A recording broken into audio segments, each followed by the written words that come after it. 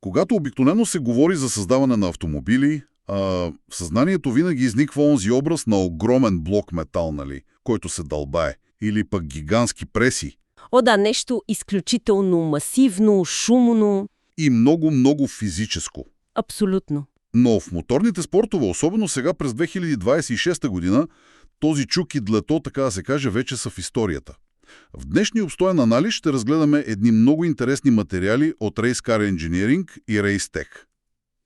Много силни източници.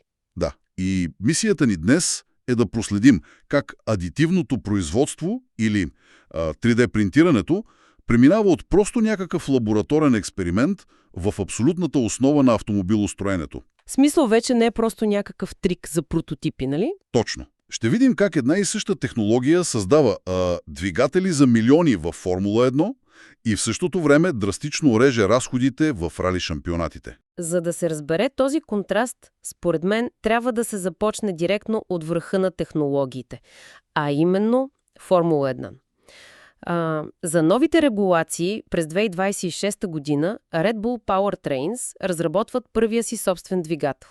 И тук идва партньорството с Ford, нали така? Да, точно така. Привличат Ford заради техния наистина сериозен опит в металното 3D принтиране. Но виж сега, правилникът на FIA, по-специално член C15.2.2, налага едни брутални ограничения. В смисъл не могат просто да си принтират с каквото им падне. Абсолютно не.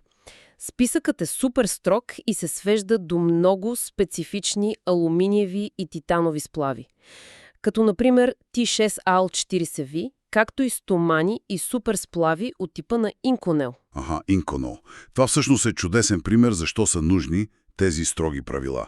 Аз доколкото знам, това е материал, който първоначално се използва в ракетните двигатели. Да бе, буквално космическа технология. Защото запазва структурната си цялост при екстремни температури. А в един двигател на Формула 1 работната среда достига 1000 градуси. И тук е уловката. Инженерите не просто оформят външния вид на даден детайл. Те трябва да контролират микроструктурата на самия метал, буквално на атомно ниво по време на принтирането. За да избегнат умората на метала, предполагам. Точно. Ако трябва да се направи една такава визуална аналогия, това е все едно да се опиташ да изпечеш перфектното суфле по време на ураган. Ха-ха, да, идеално казано. Урагана в случая са тези огромни гравитационни сили и вибрации на пистата. Значи, ако съставките, давек металния прах, и самите условия не са перфектно калибрирани, деталът просто ще се пръсне на парчета при натоварване. Без право на грешка е. Затова Центърът за усъвършенствано производство на Форд в Мичиган работи денонощно. Споменават се машини Nikon SLM500 и работа с 19 различни материала.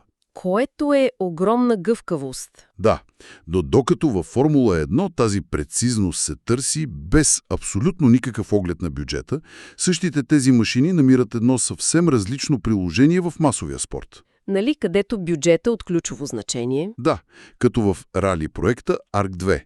Там фокуса се измества напълно. При ARC 2 нещата са много хитри. Изпускателният колектор на автомобила се принтира като един цялостен детайл от неждаема стомана. Чакай, искаш да кажеш, че няма никакви заварки? Абсолютно никакви. Традиционно, когато две парчета метал се заваряват, огромната топлина променя структурата на метала около самия шев. Което създава естествена слаба точка. Да, и когато частта е принтирана като един непрекъснат елемент, тези слаби места просто не съществуват. А дори охладителните резервоари се принтират от алуминий с вече вградени прегради вътре. Добре, това е супер за механиката, но ето кое буди малко недоумение у мен. При ARC 2 цялата външна карусерия, брони, врати, преден капак, са изцяло 3D принтирани от термопластмаси. Подсилени с стъклофибър или въглеродни нишки. Да, но виж сега. Ако този рали автомобил излети от пътя и се удари в дърво, няма ли тези пластмасови принтирани панели да се пръснат като някакъв конструктор Лего?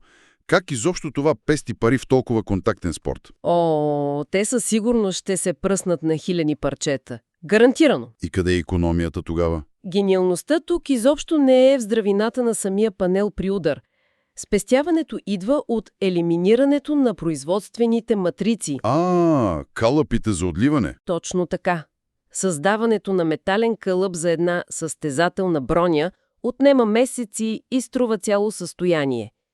Ако се наложи нова аеродинамика или пилотът просто счупи детайла, инженерите на ERC-2 актуализират CAD файла на компютъра и пускат принтера. Вау!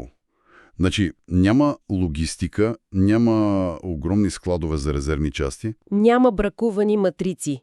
На практика, адитивното производство тук дава ненадмината гъвкавост. Превръща производството на физически части изцяло в софтуерен процес. Което е направо революционно, ако човек се замисли. Аз съм напълно съгласна. Това показва много ясно на къде върви автомобилостроенето като цяло. Липсата на физически кълъпи означава, че дори ежедневните коли съвсем скоро ще могат да се ремонтират така. Просто отиваш и ти разпечатват липсващия компонент, вместо да се чакат скъпи доставки с месеци. Да, директно на място в сервиза. Което ни оставя една много провокативна мисъл за финал. Ако сложни компоненти от двигателя и цели панели за карусерията могат просто да бъдат изтеглени като дигитален файл и разпечатани при нужда, Да. дали бъдещите автомонтьори няма да приличат повече на IT-специалисти, които управляват софтуерни лицензи, отколкото на хора с изцапани ръце и гаечни ключове?